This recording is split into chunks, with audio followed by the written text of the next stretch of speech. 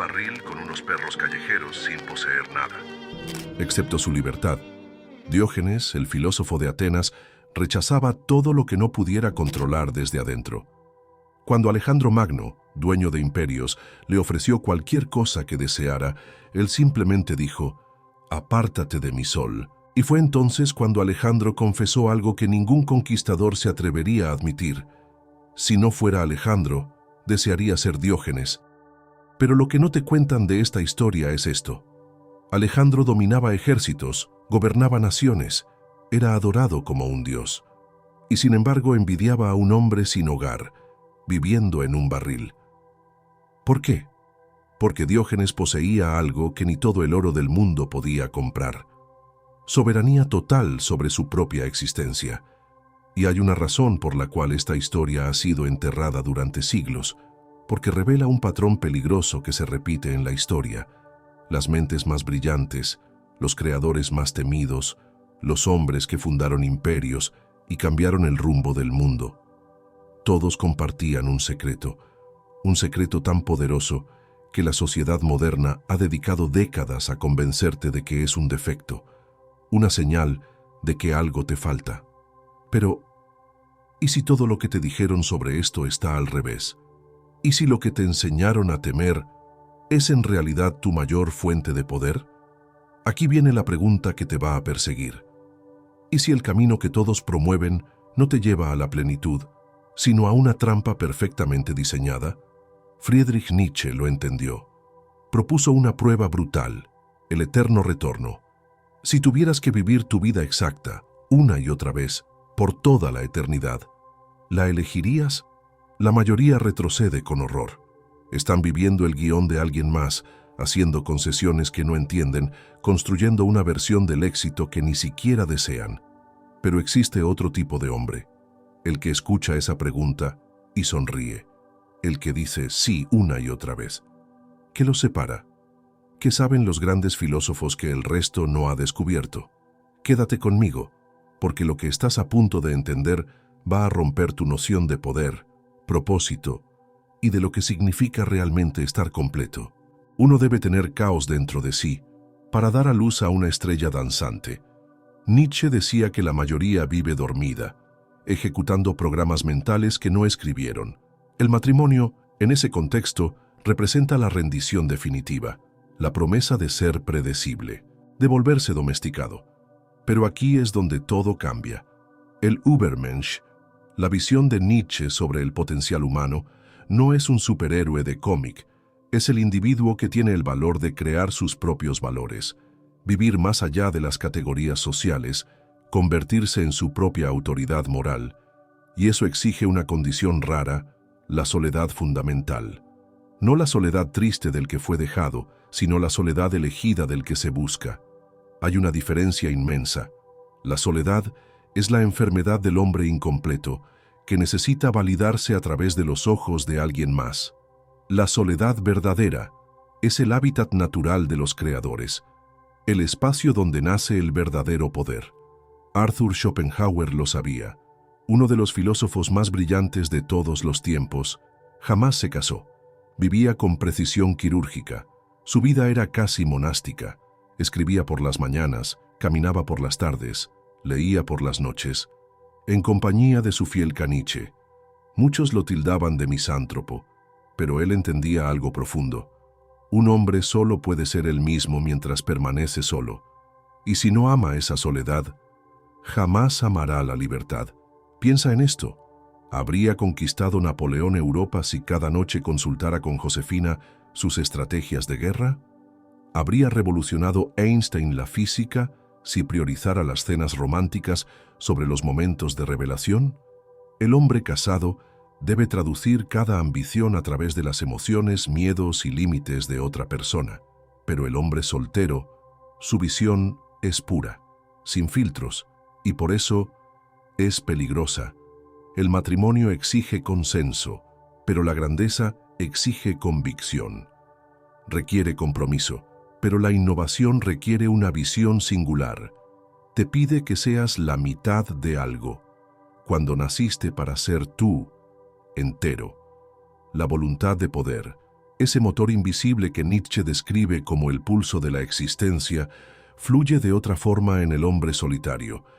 No se disuelve en negociaciones emocionales, se canaliza directamente a la creación, al logro, a la superación de uno mismo.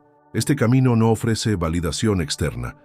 La sociedad no otorga medallas por dominarte a ti mismo.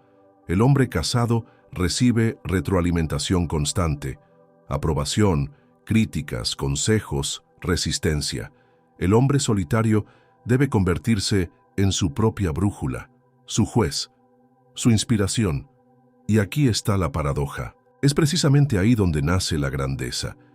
El propio Nietzsche jamás se casó, canalizó toda su pasión, toda su naturaleza volcánica, en una filosofía que aún sacude al mundo. Su amor fati, su amor al destino, fue posible porque su destino era suyo, creado sin pedir permiso. Pero algo ocurre cuando abrazas este camino de forma radical. La muerte ya te está buscando, entre los latidos, detrás del siguiente respiro, te acecha. Los estoicos lo sabían y lo transformaron en fuego para el alma. Memento mori, recuerda que vas a morir, no como obsesión mórbida, sino como combustible de alto octanaje. Cuando realmente entiendes que el tiempo es finito, todo cambia. Cada instante dedicado a gestionar emociones ajenas se vuelve un segundo robado a tu propia transformación. Marco Aurelio gobernó el imperio más poderoso de la historia, y sin embargo, sus reflexiones más profundas nacieron en soledad, en meditaciones silenciosas, a solas con sus pensamientos, cargando el peso de la existencia sobre sus hombros. Ahí descubrió verdades que el hombre casado jamás podrá encontrar. Él está demasiado ocupado, debatiendo de quién es el turno de lavar los platos. Tienes poder sobre tu mente, no sobre los eventos externos, escribió. Comprende eso, y habrás encontrado tu fuerza. Pero aquí está el problema con las relaciones modernas. Intenta explicarle esto a un hombre cuyo equilibrio emocional depende del humor de su pareja, cuyo día se desmorona por un mensaje malinterpretado, cuya energía mental se agota manteniendo el mundo emocional de alguien más. El hombre soltero vive por el principio estoico de la dicotomía del control. Invierte toda su fuerza en lo que sí puede manejar, pensamientos, acciones, respuestas, y suelta lo demás. El hombre casado viola ese principio cada día. Se consume intentando controlar lo que jamás podrá poseer, el estado emocional de otra persona, sus reacciones, sus decisiones. Escucha bien esto. Sócrates, quizá el hombre más sabio de toda la historia, estuvo casado con Jantipa, famosa por su lengua afilada y quejas interminables. Cuando le preguntaron por qué la soportaba, respondió: si puedes convivir con ella, puedes convivir con cualquiera. Observa lo que no dijo. No dijo que ella lo hacía feliz, no dijo que lo completaba. Trató el matrimonio como un entrenamiento espiritual, una práctica para desarrollar paciencia con personas difíciles. ¿Eso es lo que quieres? ¿Usar tu relación más íntima como gimnasio emocional? ¿Gastar tu vida limitada apagando fuegos ajenos en lugar de crear fuego propio? Esto es lo que los estoicos entendían y que el hombre moderno ha olvidado. La verdadera paz viene desde dentro. No se negocia con otra persona, no se mantiene a través del compromiso, se alcanza a través del dominio interior, y ese dominio requiere atención absoluta, imposible de lograr cuando pasas cada día reaccionando al clima emocional de alguien más. Epicteto enseñó que somos actores en una obra, pero solo elegimos cómo interpretar nuestro papel. El hombre casado acepta un rol que exige actuar constantemente para una sola espectadora. El hombre soltero escribe su propia obra. El emperador estoico se levanta antes del amanecer, no porque alguien lo necesite, sino porque tiene una misión que exige claridad. Y esa claridad solo nace de la atención indivisible, de una mente que le pertenece por completo. Cuando entiendes que tu paz es responsabilidad únicamente tuya, cuando dejas de externalizar tu estabilidad emocional en otra persona, te vuelves inquebrantable. No porque nada pueda herirte, sino porque nada puede controlarte. Y esa diferencia lo es todo. Estás parado en medio de un desierto infinito, sin mapa, sin brújula, sin guía. Solo tú, el horizonte y el peso insoportable de la libertad total. Cada dirección es posible, cada decisión es tuya, cada error, completamente tu culpa, cada victoria, enteramente tu creación. Esto es angustia existencial, saber que estás condenado a ser libre. Como lo dijo Sartre, la mayoría huye de esta conciencia, directo hacia la jaula cómoda del matrimonio, donde las decisiones se negocian, los caminos se trazan entre dos, y la libertad se cambia por la ilusión de seguridad. Pero, ¿y si esa angustia no fuera una maldición? ¿Y si fuera un regalo? Jean-Paul Sartre entendía algo que escapa a la mayoría. La existencia precede a la esencia. Primero existes, luego decides quién eres. Pero el matrimonio te exige crear tu identidad a través del compromiso, a través de una negociación interminable que lima tus bordes afilados, hasta que todo encaja. El hombre casado dice, soy esposo, soy pareja, soy parte de un equipo. Pero eso no es identidad, son máscaras, no rostros. El hombre existencialmente auténtico dice, soy lo que elijo ser, momento a momento, sin pedir perdón.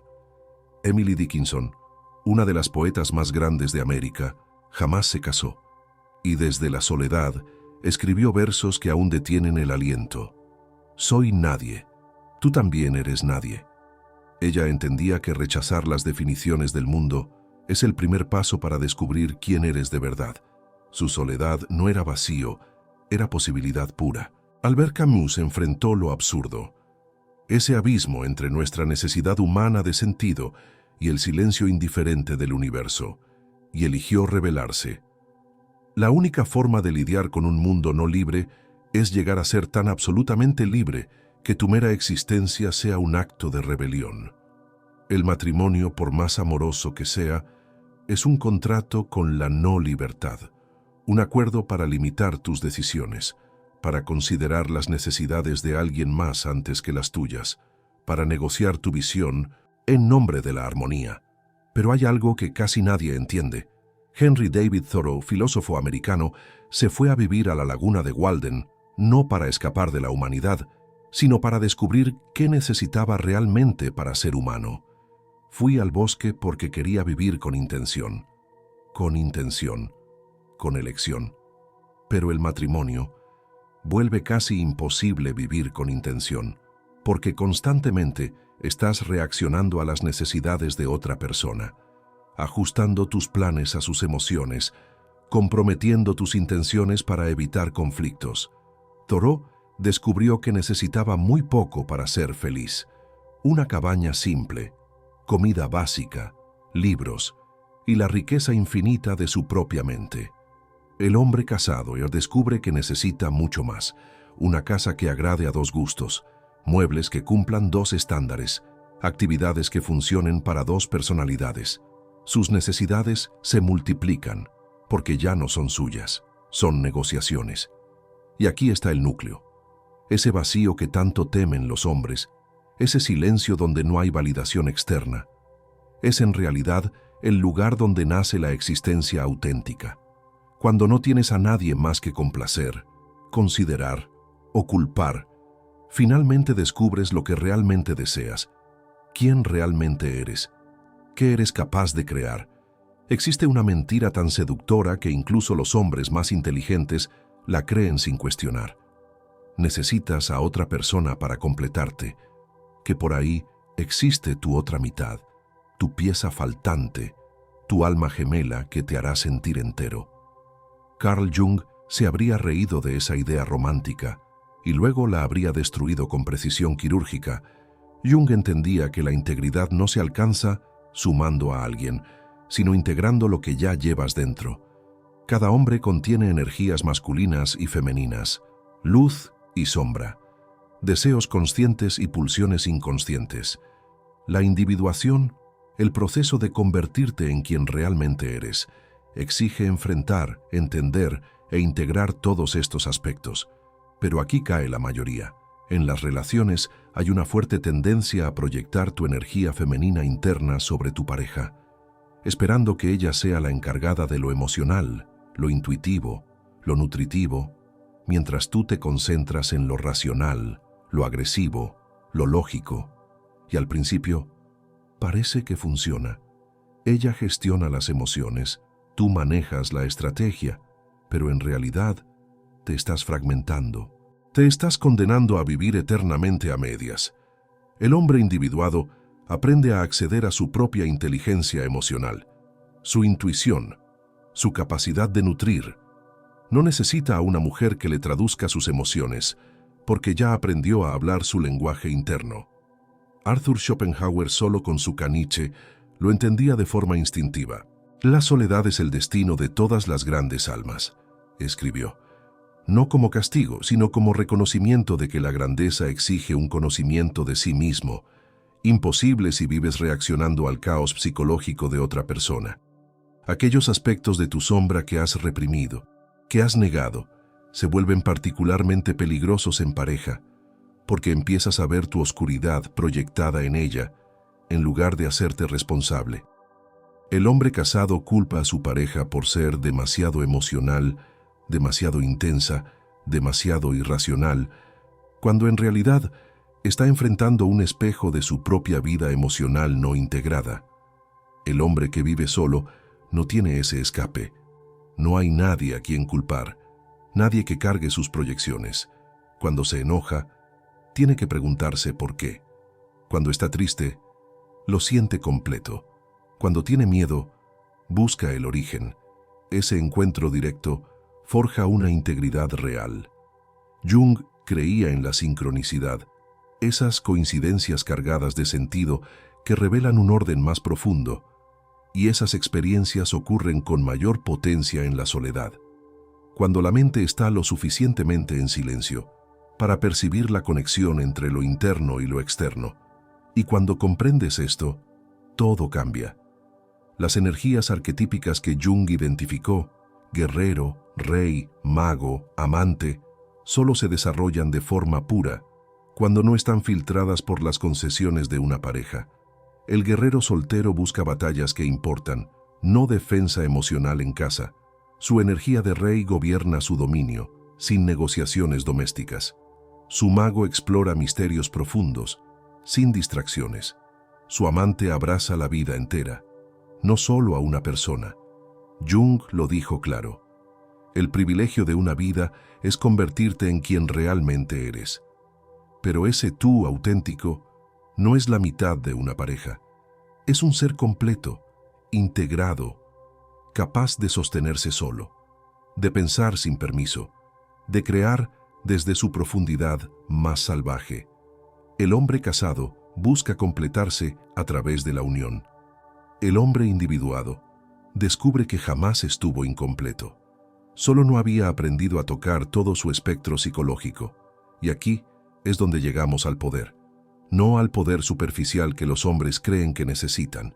No al dinero, no a los músculos, no al dominio bruto, sino al poder real, al que se mueve en silencio, sin exponer su mano, al que logra lo que otros ni entienden, mientras creen que no ha hecho nada.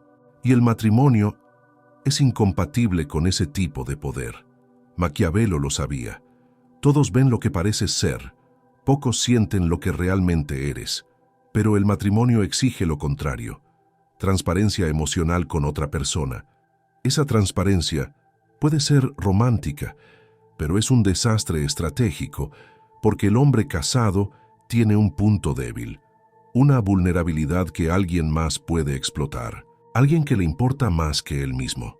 Sus decisiones ya no son puramente tácticas, se filtran por los efectos que tendrán sobre su pareja. Sus riesgos se limitan por las responsabilidades compartidas. Sus movimientos se vuelven predecibles, porque están atados a las necesidades de alguien más. Pero el hombre soltero es un fantasma en el sistema. Sus motivaciones son privadas, sus planes invisibles, sus recursos bajo control absoluto. Puede girar en segundos si algo cambia. Desaparecer si hay amenaza. Atacar cuando el momento es perfecto, sin dar explicaciones a nadie. Florence Nightingale entendía esto con precisión. Cuando la presionaron para casarse, escribió: «Tengo una naturaleza intelectual que exige satisfacción, una naturaleza moral activa que exige satisfacción, y eso no lo encontraría en su vida». Ella sabía que su misión, revolucionar la medicina, exigía una dedicación total, que el matrimonio comprometería su impacto.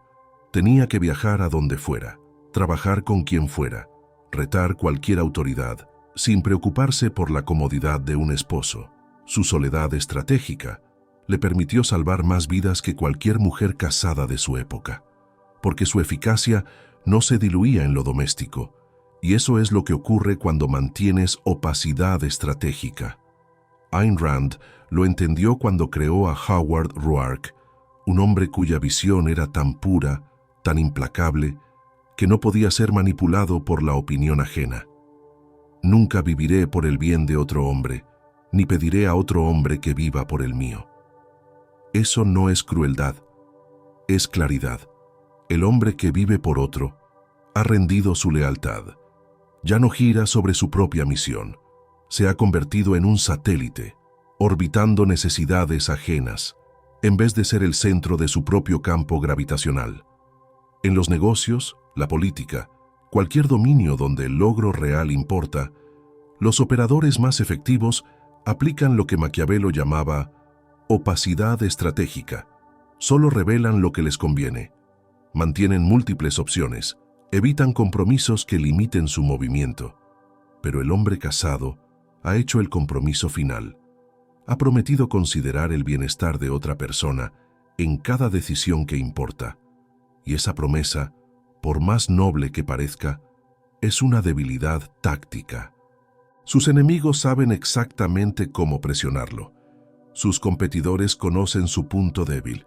Sus aliados saben que pueden influirlo a través de sus vínculos emocionales.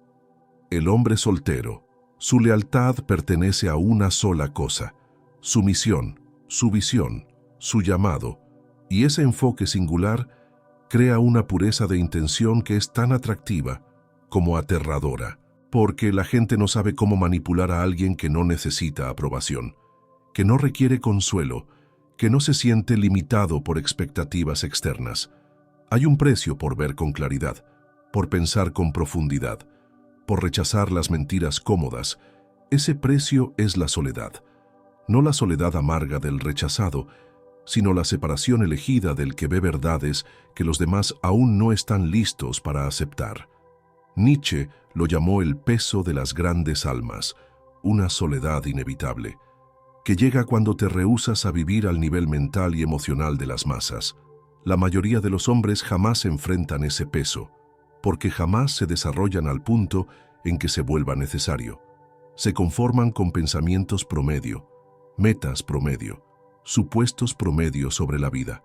Pero el hombre que ha probado la filosofía real, que ha luchado con preguntas últimas, que ha visto a través de las ilusiones que otros necesitan para funcionar, ese hombre descubre que muy pocos pueden acompañarlo donde él realmente vive, mental y espiritualmente. Por eso, las mentes más grandes de la historia no se casaron o mantuvieron relaciones basadas en asociaciones intelectuales, no en fusiones emocionales. Entendían su trabajo real, empujar la comprensión humana hacia adelante. Y eso requiere energía mental, una energía que la vida doméstica inevitablemente fragmenta. Schopenhauer pasaba días escribiendo filosofía, diseccionando la naturaleza humana con precisión quirúrgica, tardes enteras leyendo literatura en múltiples idiomas, noches contemplando la sabiduría oriental y la estructura oculta de la realidad. Su rutina era casi monástica, no porque odiara a la gente, sino porque amaba la verdad más que la comodidad, la sabiduría más que el calor emocional. El filósofo casado enfrenta una elección constante: explorar las preguntas más profundas de la existencia o invertir su energía mental en mantener la armonía de pareja, perseguir ideas que podrían revolucionar el pensamiento o guardar sus revelaciones para otro momento, porque su pareja necesita hablar de su día. Parecen pequeñas concesiones, pero se acumulan. Cada conversación sobre la lista del súper es energía mental que no va a una teoría. Cada desahogo emocional es atención creativa que no va a una intuición profunda. Cada tarea doméstica es tiempo robado al trabajo que solo él puede hacer. Nikola Tesla nunca se casó, y desde la soledad le entregó a la humanidad la corriente alterna, la tecnología inalámbrica y visiones sobre la energía que todavía seguimos descubriendo. Cuando le preguntaron por qué eligió permanecer soltero, respondió: «No creo que exista emoción alguna que atraviese el corazón humano como la que siente un inventor cuando ve una creación de su mente cobrar vida con éxito». Tesla sabía que ciertos tipos de creación exigen dedicación total, no solo horas de trabajo, sino horas de sueño, no solo atención consciente, sino procesamiento inconsciente. Pero el matrimonio, incluso el más amoroso, divide esa dedicación. Y esto es lo que las masas jamás entienden. El filósofo no evita el matrimonio porque no sepa amar, lo evita porque ama algo más. El científico no permanece solo porque sea antisocial. La soledad le ofrece una conexión con la realidad más profunda que cualquier relación social. El artista no elige estar solo por miedo a la intimidad. Ha descubierto una intimidad con la existencia misma, que cualquier relación diluiría. Virginia Woolf, la gran novelista, escribió: «Una mujer necesita dinero y un cuarto propio si quiere escribir ficción». Pero no se trataba solo de espacio físico, se trataba de libertad psicológica, de poder seguir un pensamiento hasta el final, pasar horas en contemplación, sin que alguien le pregunte dónde está, priorizar el trabajo invisible de pensar sobre el mantenimiento visible de una relación.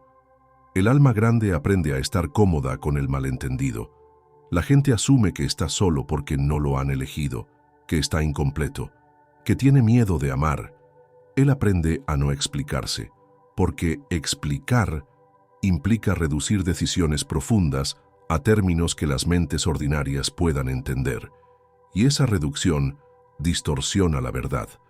Descubre que la soledad no es ausencia de conexión, es otro tipo de conexión, una relación directa con la verdad, con la belleza, con el entendimiento, con las corrientes más profundas de la existencia. Esa conexión lo alimenta de un modo que ninguna relación humana, por más amorosa, puede igualar. Estás en una encrucijada, y cada segundo que pasas leyendo estas palabras es una decisión que resonará en todos los días que te quedan. En un camino está el guión que escribieron para ti. Encuentra a alguien, enamórate, cásate, construyan una vida juntos. Suaviza tus aristas en nombre de la armonía. Negocia tus sueños a través de los miedos de otra persona. Conviértete en la mitad de algo, en vez de ser completamente tú. Es hermoso. Millones lo siguen. Promete calor, compañía, la comodidad de nunca enfrentar el vacío solo. La sociedad te aplaudirá. Tu familia se sentirá aliviada. Tus amigos celebrarán tu boda. Tendrás con quién dividir las cuentas, con quién procesar tus emociones, a quién culpar cuando la vida no salga como planeaste. Y cada día te preguntarás en silencio: ¿quién podrías haber sido si hubieras tenido el valor de tomar el otro camino? Porque el otro camino es raro. Muy pocos lo eligen. En él no hay garantías, solo una. Te pertenecerás por completo, y desde esa pertenencia podrías crear algo que sobreviva a tu carne, algo que cambie el mundo, algo que justifique la osadía de haber nacido. Nietzsche advirtió: uno debe tener caos dentro de sí para dar a luz a una estrella danzante. Pero el matrimonio es anticaos.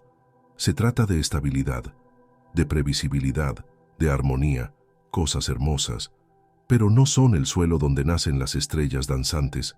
La estrella danzante nace del hombre que abraza el caos de la libertad total, el que puede sostenerse en el vacío, sin necesitar que alguien le tome la mano, el que crea sentido desde la nada y propósito desde la posibilidad. Marco Aurelio escribió: confínate al presente. Pero el hombre casado no puede. Siempre está negociando el futuro, tironeado desde el ahora eterno por las exigencias de una relación que nunca se detiene. El hombre soltero tiene acceso al presente, una calidad de atención que las relaciones no pueden ofrecer. Su enfoque es puro, su energía fluye hacia los propósitos que él elige, sin ser drenada por gestiones emocionales, responsabilidades domésticas o el esfuerzo silencioso de mantener la paz en una tormenta ajena. Jung lo dijo con claridad: el privilegio de una vida es convertirte en quien realmente eres. Pero convertirte en quien realmente eres no es un proyecto en pareja.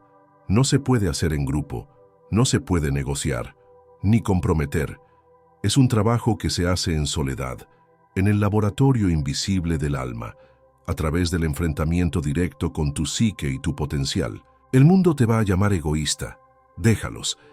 Mientras ellos negocian sus sueños hasta hacerlos aceptables, tú construirás imperios con la materia prima de tu atención indivisible. El mundo te va a llamar incompleto. Déjalos. Mientras ellos buscan a su otra mitad, tú descubrirás que siempre estuviste completo. El mundo te va a llamar solitario. Déjalos. Mientras ellos gestionan el clima emocional de otra persona, tú hablarás con fuerzas que ellos ni pueden percibir. Este no es el camino fácil. El camino fácil está lleno de parejas tomadas de la mano, compartiendo tareas, dividiendo cuentas. El camino fácil ofrece confort inmediato, a cambio de arrepentimiento a largo plazo. El camino difícil, la soledad elegida, la propiedad radical de uno mismo, el rechazo a entregar tu soberanía por la ilusión de completitud. Ese camino lo recorren pocos, pero los que lo hacen descubren que el verdadero poder no viene de ser elegido por alguien más, sino de elegirse a uno mismo tan completamente que el mundo entero no tiene más remedio que reconocer tu soberanía. Isabel Pi se eligió a sí misma y construyó un imperio que sobrevivió a cada matrimonio de su época.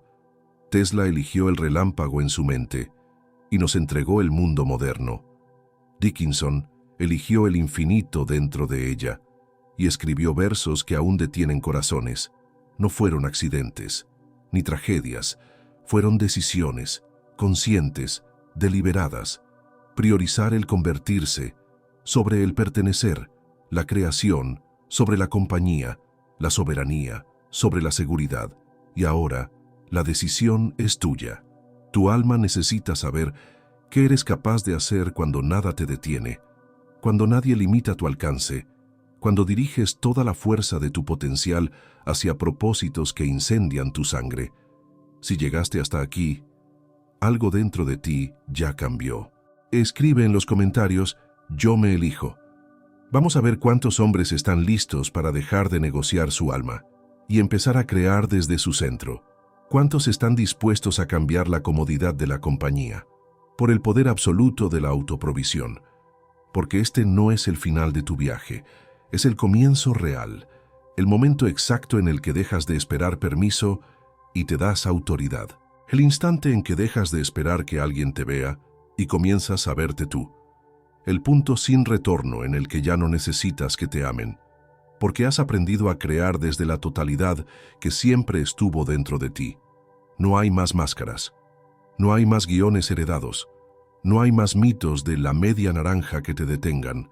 Hay solamente tú, de pie, en la inmensidad de tu propia existencia, con la oportunidad de construir algo que nadie más puede construir. Una vida hecha a tu medida, un propósito tejido con tu fuego, una obra que solo puede emerger desde la voluntad de un hombre que se pertenece. Ellos seguirán llamándote incompleto. Déjalos. Ellos seguirán repitiendo que necesitas a alguien para ser feliz. Déjalos. Ellos seguirán creyendo que estás huyendo del amor. Pero tú sabes, no estás huyendo. Estás eligiendo. Estás tomando la ruta más exigente, la más solitaria, la más temida, y por eso mismo, la más poderosa. Has dejado de mendigar migajas de conexión para crear comunión con lo eterno. Has dejado de ser parte de la estadística para convertirte en fuerza estadísticamente imposible. Has dejado de seguir guiones viejos para escribir una historia que el mundo aún no ha visto, porque no importa cuántas veces el mundo te diga lo contrario. Tú sabes algo que ellos han olvidado, que el hombre que se elige a sí mismo no necesita ser completado, porque nunca estuvo roto.